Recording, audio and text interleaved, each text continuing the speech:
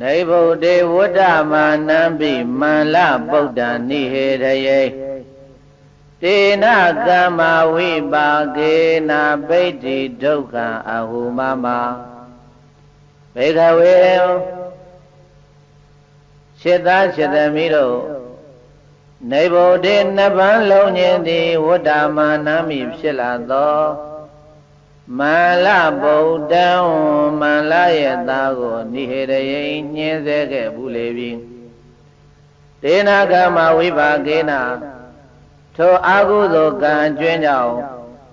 မမကဘုရားရှင်ကိုရောမြတ်ကြီးဟာပိဋ္ဌိဒုက္ခံခါတော်နာခြင်းခါတော်ကြိုက်ခဲခြင်းဆိုတဲ့ဝေဒနာသည်အဟုကောင်းစွာမသွေဖြစ်ရလေပြီလို့ဘဂဝါဘုံတော်၆စုအောင်လံသူဖြစ်တော်မူသောဘုရားရှင်ကိုရောမြတ်ကအဝေါစာကရုဏာရှင်သာမေတ္တာအားဖြင့်မိန်ကြားတော်မူလိုက်ပါပေသတည်း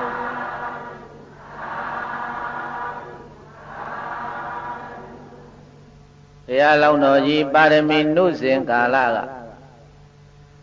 အာရဏတိပြည်မှာတထေသဖြစ်ဘူးတဲ့နာမည်ကဝါမနတဲ့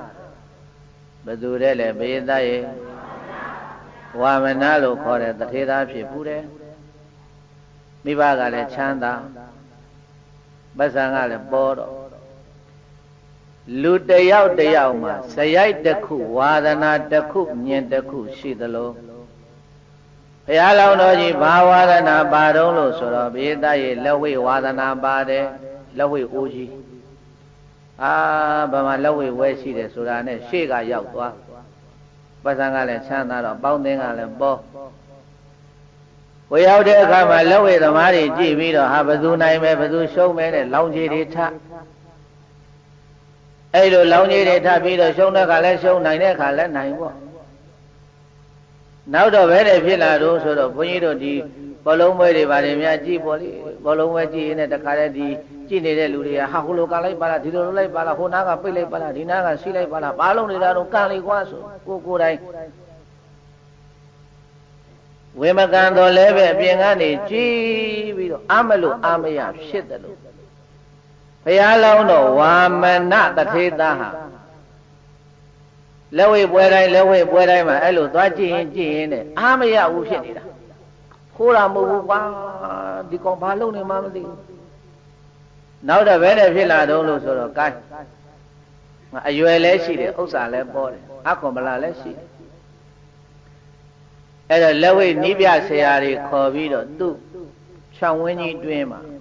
တကယ်တခါတည်းကျေးဇာလက်ဝိသမားကြီးတွေကိုခေါ်ပြီးတော့ဘုန်းကြီးတို့ဘုရားလောင်းတော်ကြီးဝါမနတထေသဟာလက်ဝိသင်တယ်တဲ့ဗာသင်လဲဘေးသားရင်သူများထိုးတာအာမရလို့ကိုယ်တိုင်ကြိုးဝိုင်းနဲ့ဝင်မို့လို့လက်ဝိကိုသင်တယ်ကြိုးကြိုးစားစားနဲ့သင်လိုက်တာတကယ်ဆရာကောင်းတွေကိုတကယ်နီးပြကောင်းတွေကိုငွေပေးပြီးတော့ငှားပြီးတော့သင်တော့တတ်သွားရောလက်ဝိပညာလက်ဝိပညာကိုတစ်ဖက်ကန်းခတ်မြတ်တတ်သွားတော်မူပြီးသောဝါမနတထေသဟာငါကလက်ဝိသမားမဟုတ်ဘူးတထေသဟာတခါတည်းအဲ့ဒီမှာနောက်တော့စိတ်ခေါ်ဝဲတွေခေါ်ပြီးတော့ထိုးရင်ကနေပြီးတော့လူကလည်းကြိုးစားတယ်အဲ့ဒါနဲ့ဗာရာဏသီမြို့မှာဝါမနလို့ခေါ်တဲ့လက်ဝိသမားကြီးလက်ဝိကျော်ကြီးဘယင်ကိုယ်တိုင်ရွှေကပတ်စုတွေပါတွေချပြီးတော့ဒီလိုထင်ထင်ရှားရှားနဲ့ဖြစ်လာတယ်ပဇံကလည်းချမ်းသာတယ်အဲ့ဒီလိုပဲဘုန်းကြီးတို့ပြေးသားရဲ့ရွှေကပတ်စုရတော့စိန်ခေါ်ပွဲတွေကိုဗာရာဏသီရွှေနန်းတော်မှာမကြလုပ်တယ်တခြားတိုင်းပြည်တစ်ပြည်မှာလည်းပဲရှင်မင်းကိုယ်တိုင်မြောက်စားထားတဲ့လက်ဝိသမားတယောက်ရှိတယ်မန္လပုဒ္ဒဘယ်သူတဲ့အဲ့ဒီမန္လပုဒ္ဒတို့ခေါ်တဲ့လက်ဝိကျော်ကြီးကလည်းသူ့တိုင်းနဲ့သူ့ခရိုင်နဲ့သူ့နိုင်ငံမှာတော့နာမည်ကြီးပဲဘုန်းကြီးတို့ဘုရားလောင်းတော်ကြီးဝါမနလို့ခေါ်တဲ့ရွှေကပတ်ဆုရှင်လက်ဝိသမားကြီးကလည်းပဲဗာရာဏသီမှာနာမည်ကြီးပဲနောက်တော့ဘယ်နဲ့လောက်ကြတော့ဆိုတော့အဲ့ဒီနာမည်ကြီးနှစ်ယောက်ကိုဗာရာဏသီရွှေမြို့တော်မှာ လောင်ကြီးတွေထားပြီးတော့အဲ့ဒါတခါတည်းစိန်ခေါ်ပွဲကြီးတရားကျင်းပကြဝါမနာကိုယုံကြည်တဲ့ဝါမနာရဲ့ဗာရဏတိပြည်သူပြည်သားတွေကလည်းလောင်ချေးတွေအများကြီးထပ်ထားမန္လဗုဒ္ဓကိုယုံကြည်တဲ့မန္လဗုဒ္ဓရဲ့လက်ဝိပရိသတ်ကလည်းပဲမန္လဗုဒ္ဓဘက်ကအဲ့ဒီလိုတခါတည်းလောင်ကြီးတွေထပ်ပြီးတော့အကြီးအကျယ်ဆုံးသောဘယင်များကိုယ်တိုင်ဦးစီးသောလက်ဝိစိန်ခေါ်ပွဲကြီးတစ်ခုကိုဗာရဏတိရွှေနန်းတော်မှာဘုန်းကြီးတို့ပရိသတ်ရဲ့အဲ့ဒီမှာကျင်းပကြတာဘယင်ကိုယ်တိုင်ဦးစီးပြီးတော့ကျင်းပတဲ့ပွဲဆိုတော့ဘာပြောကောင်းမလဲစီလိုက်တာမပြောနဲ့အဲ့ဒီပွဲမှာဘုန်းကြီးတို့ဘုရားလောင်းတော်ကြီးနဲ့ဝါမနနဲ့မန္လဗုဒ္ဓတို့လက်ဝိထိုးတတ်ရင်ထိုးတတ်ရင်ထိုးတတ်ရင်နဲ့ဘုန်းကြီးတို့ဘုရားအလောင်းတော်ကြီးကနိုင်ခွက်ရသွားတယ်တဲ့တနည်းပြောအနိုင်ရသွားတယ်အနိုင်ရသွားတဲ့အခါကျတော့တခြားတိုင်းတစ်ပါးကငါလိုရွှေကပတ်ဆုရှင်လက်ဝိသမားကိုစိန်ခေါ်ရဲတဲ့ကောင်နောင်ကိုဘယ်တော့မှလက်ဝိကျိုးဝိုင်းပေါ်ကိုမတက်ရအောင်ပညာတော့နည်းနည်းလေးပြလိုက်အောင်မှပဲလို့ဆိုပြီးတော့ဘုန်းကြီးတို့ပြေးသားကြီးအဲ့ဒီမှာဘုန်းကြီးတို့ဘုရားလောင်းတော်ဝါမနတိမန္လဗုဒ္ဓကိုလက်ဝိသတ်ရင်းနဲ့ခါရိုက်ချိုးခဲ့တယ်တဲ့ဘာလုပ်ခဲ့တယ်လဲအေးဒါကြောင့်လက်ဝိသကောင်းအလောင်းဖြစ်သောပြိုင်ပွဲဆိုင်ပွဲနိုင်မြဲအကျော်နိုင်လျင်ခါရိုးရိုက်ချိုးမြေပေါ်အတကောင်းဇာဟောင်းဝိဘတော်ဝါမနလို့ခေါ်တဲ့လက်ဝိကျော်ဘဝတုန်းကမန္လဗုဒ္ဓလို့ခေါ်တဲ့လက်ဝိကျော်ကြီးကိုခါရိုက်ချိုးခဲ့တဲ့ကံဟာဟိုအသေးသက်ခဲ့တာမဟုတ်ဘူးပညာပြယုံနဲ့ပြလိုက်တာနောင်ကိုကျိုးဝိုင်းပေါ်ကိုတက်လို့မရအောင်ကိုဘုန်းကြီးတို့ပြေးသားရေးဒုက္ခိတဘာဖြစ်သွားတာလဲမန္လဗုဒ္ဓလက်ဝိသမားကိုဒုက္ခိတတသက်လုံးဒုက္ခိတဖြစ်သွားအောင်အဲ့ဒါလှုပ်လှုပ်ပေးလိုက်တာခါလိမ်ပြီးတော့ချိုးပစ်ခဲ့တယ်ခါရိုက်ပြီးတော့ချိုးခဲ့တဲ့ကံဟာအဲ့ဒီဘဝကမနေလို့သေဖြစ်လျာဘဝတိုင်းဘဝတိုင်းမှာဘုရားလောင်းတော်ကြီးခါကြိုက်တဲ့ဝေဒနာခါနာတဲ့ဝေဒနာခံစားရတယ်တဲ့ခါနာတဲ့ယောဂဟာဘုရားတို့ပြေတာခံစားမှုတဲ့ပုဂ္ဂိုလ်မှသိတာတော်တော်ကိုခံရခက်တဲ့ယောဂတစ်ခုပဲအဲ့ဒီလိုဘဝများစွာကျင်လီပြီးတော့ဖြစ်လျာဘဝတိုင်းမှာခါနာတဲ့ဝေဒနာခါကြိုက်တဲ့ဝေဒနာဒီကနေ့ခေတ်စကားပြောခါအယုတ်ကြီးပုံတက်တာတို့အခါထဲမှာတခါတည်း TV ဘို့တွေ့လို့ပေါ့ဗျအဲ့လိုခါနဲ့ပတ်သက်တဲ့ယောဂဝေဒနာမှန်သမျှတွေကိုခံစားရင်နဲ့ဘဝများစွာတန်တရာကျင်းလီပြီးတော့လာလိုက်တာယခုဘုရားရှိတော်မူတဲ့အခါကျတော့အထုဆုံးဟု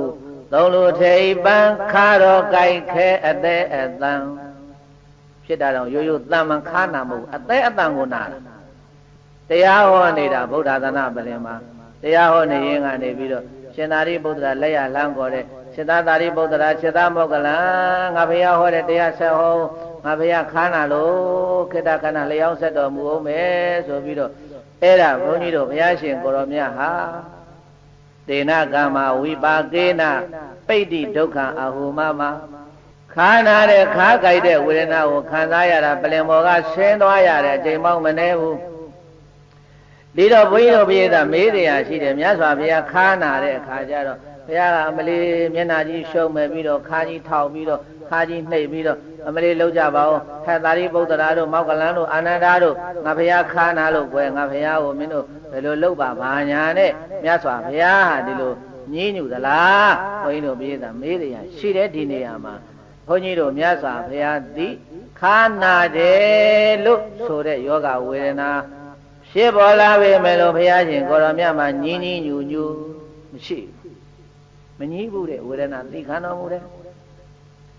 ဒါမြင်လို့ရှိရင်ဘာဖြစ်လို့မြတ်စွာဘုရားသိခံနိုင်တာပဲဟောနေတဲ့တရားဆက်ဟောပါလားလို့ကဲခါနာတယ်ဆိုတာဘုန်းကြီးတို့ပြေးတိုင်းပြောမှသိမှာပေါ့မပြောဘဲနဲ့သိပါမလားခြေသားသာရိပုတ္တရာလာသငါဘုရားခါနာလို့ဆိုတော့မှပြိဿကသိတယ်တရားနိုင်တော့မြတ်စွာဘုရားတရားဟောနေရင်ပလင်မောကဆင်းသွားတာခါနာတော်မူလို့တဲ့တိခဏနိုင်နဲ့တိခဏပြီးတော့ဟောမရဘူးလားရတယ် ဘာဖြစ်လို့ဆင်းသွားတာတော့ဆိုရင်မြတ်စွာဘုရားတောင်မှဗျာတိဒုက္ခ